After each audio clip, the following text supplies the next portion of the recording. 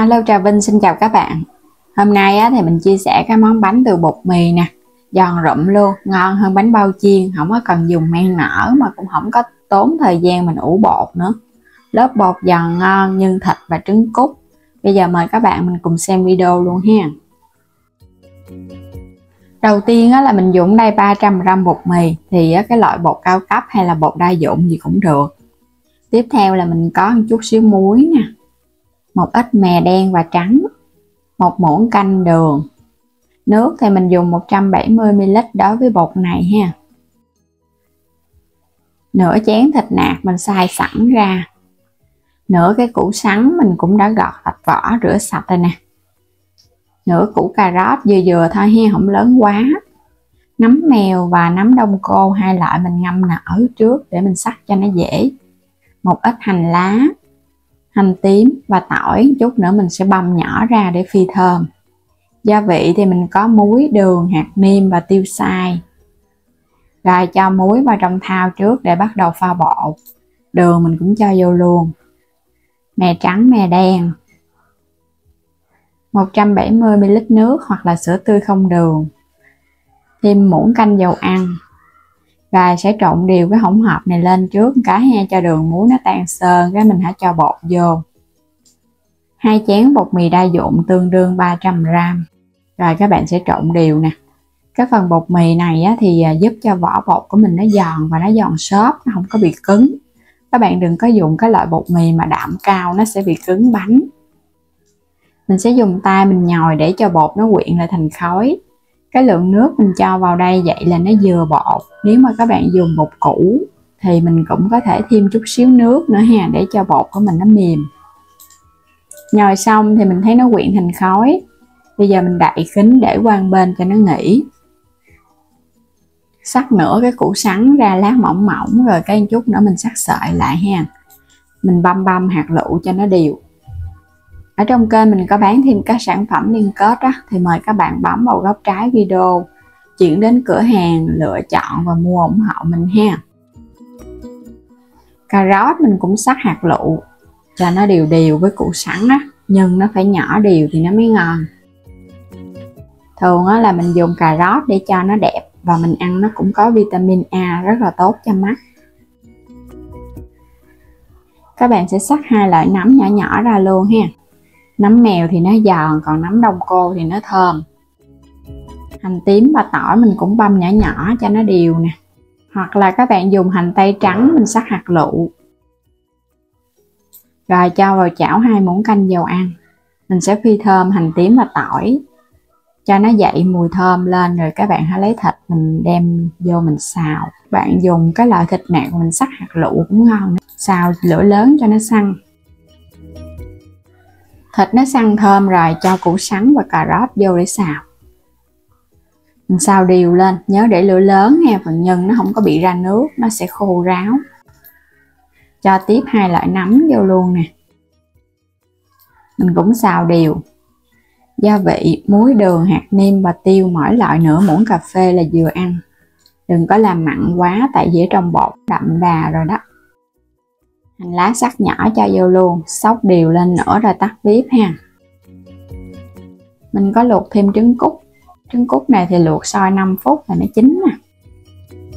Để cho nó nguội thì mình sẽ lột vỏ. Trước khi lột vỏ các bạn xóc với nước đá, vỏ của mình nó sẽ tróc, nó dễ lột lắm. Cho một ít bột mì khô vào cái thảm bột. Rồi các bạn sẽ lấy khối bột ra. Cái thảm bột này là chống dính và chịu được nhiệt luôn. Các bạn bấm vào góc trái video mua ủng hộ mình ha. Mình thường làm bột với cái thảm này nè, nó không có bị ướt nước. Cắt ra những cái cục bột nhỏ nhỏ. Mình lấy từng viên bột mình phủ thêm bột mì túm, mình lặn từ bên ngoài vào trong cho cái vỏ bột của mình nó láng đó. Xong rồi cái cán sơ qua một lần, quay trở lại các bạn hãy cán tiếp lần thứ 2. Vậy thì bột của mình nó sẽ không có bị co. Mình cán 2 lần là miếng bột nó thẳng băng luôn, nó không co. Đây cũng chính là cái mẹo giúp cho bột nó không co nè. Và cán qua lần thứ 2 xong là các bạn bắt đầu mình gói nhân được rồi ha. Cái miếng bột nó mỏng vừa, Đừng có dày quá một chút mình chiên ra nó cũng không giòn ngon. Cút vô, túm các cái mép bột lại giống như là mình làm bánh bao chiên vậy đó. Rồi bóp chặt cái mép này lại nha, chiên nó không có bị bung. Vậy là xong cái bánh đầu tiên. Mình cũng làm tương tự, cán sơ qua hết xong rồi các bạn gói luôn một lần. Cho cái trứng cút vô. Bánh bột mì đơn giản siêu ngon luôn á, không có cần dùng men, cũng không cần dùng bột nở gì hết á. Mình làm nó còn ngon hơn cái bánh xếp quay dạt nữa. Rồi mình sẽ gói thêm một cái nữa là cái hình dạng bánh xếp ha. Mình cũng túm các cái mép bột lại. Các bạn bóp cho nó chặt vô, bột của mình nó mềm nên là bóp cũng dễ lắm, nó sẽ chặt cái mép, nó không có bị bung đâu. Gói xong hết rồi thì bắt đầu mình đi chiên luôn. Cho dầu vào trong chảo ha, mình để lửa lớn cho dầu nó nhanh sôi. Khi mà dầu nó sôi nhẹ lên là các bạn hạ lửa vừa trung bình. Mình sẽ cho từng cái bánh vô để chiên. Các bạn cứ để dầu ở nửa cái bánh cũng được, không cần phải ngập quá nha. Cứ chiên lửa trung bình, một chút nữa mình trở mặt bánh. Để dầu mà nó ngập thì nó cũng nổi lên trên mặt nên là các bạn để dầu cũng vừa thôi. Mình sẽ trở và nhớ là mình chiên cái bánh cho nó đầy cái chảo luôn á, thì cái bánh của mình trở về nó dễ, nó không có bị lỏng. Mình sẽ trở cái mặt ở bên trên xuống nè. Chiên lửa nhỏ nhỏ từ từ thôi để bánh nó chín vàng đều và nó giòn được lâu, nó không có bị mềm nhanh. Rồi bánh của mình vậy là nó vàng ngon rồi ha. Mình chiên nó vàng vậy là mình thấy nó giòn ngon rồi. Còn các bạn thích mà nó giòn hơn nữa cũng có thể chiên thêm chút, cho nó vàng hơn chút nữa thì nó giòn hơn. Vỏ mỏng nên chiên cũng nhanh lắm, chút xíu là nó chín vàng Sẽ vớt lên rồi cái để qua bên cho nó ráo dầu. Mình thấy cái bánh có thêm mè vô nhìn nó cũng bắt mắt, mà ăn nó thơm. Đây cái bánh tiếp theo, bánh xếp ha. Chiên xong để cho ráo dầu thì để qua bên, bắt đầu là thưởng thức được rồi đó. Nhìn giống y như cái bánh bao chiên mà không có cần dùng men. Hấp dẫn quá chừng luôn. Bánh vàng có thêm mè cũng hấp dẫn hơn, càng thêm bắt mắt. Đây là cái bánh xếp nè. Làm cái kiểu này mình thấy dù là không khéo tay các bạn vẫn có thể làm được bánh ngon và đẹp mắt.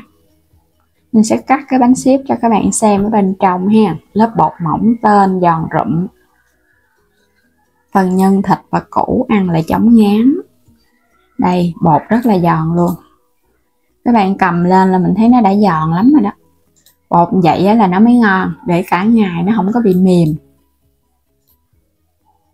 Khi ăn thì các bạn chấm thêm tương ớt, tương cà, tùy sở thích nha, ăn no luôn á. Một món bánh ăn vặt siêu đơn giản, thấy người lớn và trẻ nhỏ gì ai cũng mê hết. Bây giờ thì cảm ơn các bạn đã theo dõi hết video của mình nha. Nếu chưa đăng ký thì vui lòng đăng ký kênh và mua thêm các sản phẩm ở trong kênh ủng hộ mình. Xin chào tạm biệt, hẹn gặp lại các bạn ở những video tiếp theo.